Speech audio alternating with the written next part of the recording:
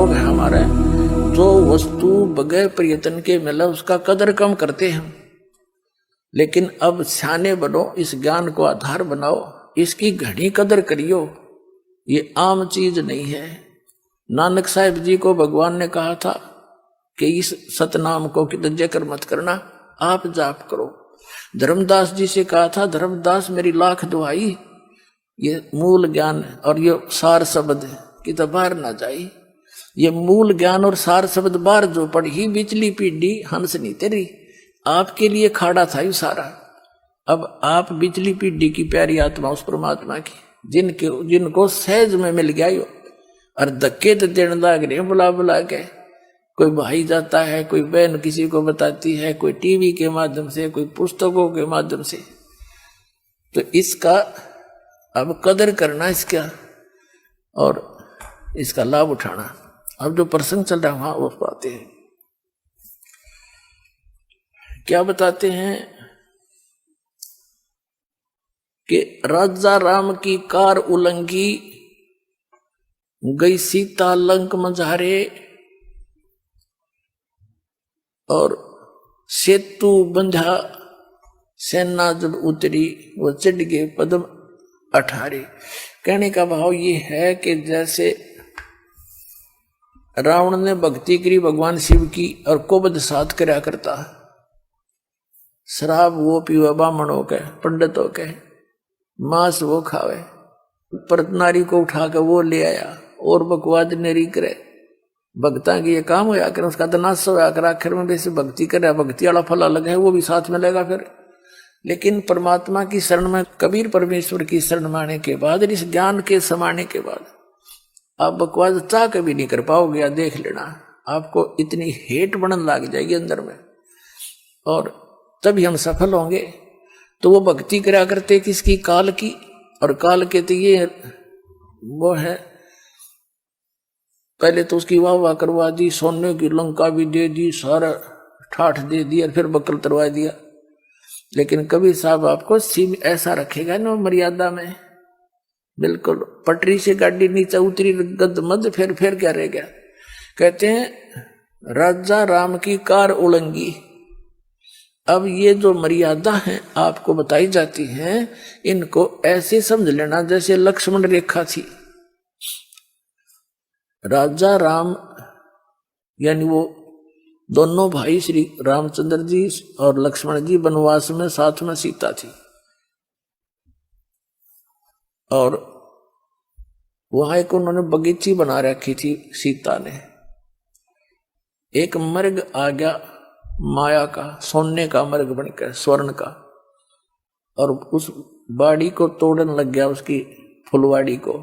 जब सीता ने कहा कि मर्ग बहुत अच्छा है, मुझे बहुत प्यारा लगता है, और इसको पकड़ के लाओ, जिंदा या मुर्दा। अब वो श्री राम जी चले, रामचंद्र जी ने कहा लक्ष्मण से कि मैं जाता हूं, तू यहीं रहते, और यहां ध्यान रखना कि वहां राक्षस लोग रहते हैं जंगल में, कुछ सीता को हानि ना कर दें।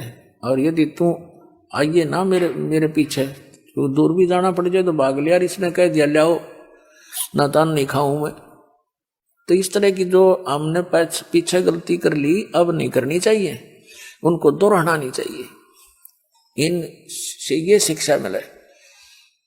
सीता ने कहा इस मर्ग को लाओ, अन्यथा मैं अन्न पानी ग्रहण नहीं करूंगी। अब हम इतनी तक रखे है जो थोड़ी बहुत पिछले पुनकर्मी प्राणी होते हैं। लक्ष्मण से कहा था कि मैं जाऊं हूं, जहां तक कोशिश होगी लाऊंगा इसको, लेकिन तू आइए मत, अकेली ने छोड़ के इसने। और यदि आना भी पड़े तो इस ऐसे मंत्र है, इसको बोलकर चारों तरफ निशान, इसके रेखा खींच के आना, और इसको बता देना इसे बाहर नहीं जाओ। अब कहते हैं ना, आत्मा को कुछ आभास हो भी जाता अपनी थोड़ी बहुत आने वाली आपदाओं का, या कोई अच्छे सुगन बन जाते हैं, अब सुगन भी बन जाते। रामचंद्र जी चले गए, काफी दूर तक वो तो नकली था, माया का था, छुप गया। बहुत दूर निकल के पीछे से आकाशवाणी कर दी, हाय भाई मर गया लक्ष्मण। सीता ने कहा कि तेरा भाई पर आपत्ति आ गई, आप जाओ। लक्ष्मण ने कहा मैं नहीं जाऊंगा, मेरे भाई पर कोई आपत्ति नहीं, कि युद्ध हो रहा है। तो उसने बहुत अपशब्द कह दिए सीता ने अपने देवर को कि तू ये चाहता तेरा भाई मर जाए, तो तेरी नीत में दोष लगे है। विवश हो गया वो महापुरुष। उसने कहा ठीक है माता, इस चारों तरफ मैंने एक लाइन लगा दी है, इससे बाहर मत जाना, इतनी दया कर दी हमारे पे। लक्ष्मण के जाने के बाद तुरंत रावण आ गया सीता उठाने के लिए। उन्हीं का षड्यंत्र था। उसका मामा मारीच, उसका मामे का नाम मारीच था। वो मारीच सिद्धि युक्त था और वो मृग बन के ऐसे धोखा देकर उनको दोनों को कुटिया से दूर ले गया था। रावण आया एक साथ दो रूप बनाकर आटा मांगन खाते रहे भोजन लेने के लिए। तो सीता ने कहा कि महाराज जी आ जाओ, यहां के ले जाओ कुटिया के पास से। रावण निकट आया तो उसमें से लपट निकली रेखा से, सिद्धि युक्त थी वो। रावण 10 कदम पीछे गया, अन्यथा जल जाता सारा।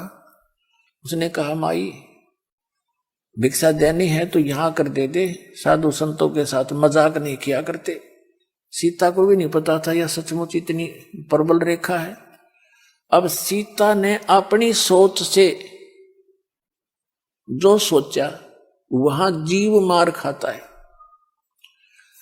सीता ने सोचा कि फर्क पड़ा है, महात्मा जी हैं, अभी आटा देकर अभी आ जाती हूं।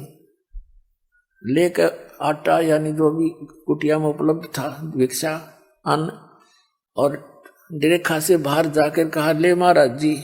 महाराज जी ने तो यहां से पकड़ दी हाथ और गेर ली कंधे पे। लंका में जा पटकी 9 लखा बाग में मारक जा चिल्लाती। तो पुण्यात्मा वो को बड़ी बूझ थे, मूर्ख थे, यूं कह गए थे इस तो बाहर मत जाइए। तो हम अपनी जीव सोच से जब मर्यादा भंग करते हैं तब आपत्ति मोल ले लेते हैं। कितना जुल्म हुआ, करोड़ों आदमी मर गए वहां पर, करोड़ों जीव मर गए आपस में लड़ बढ़ के।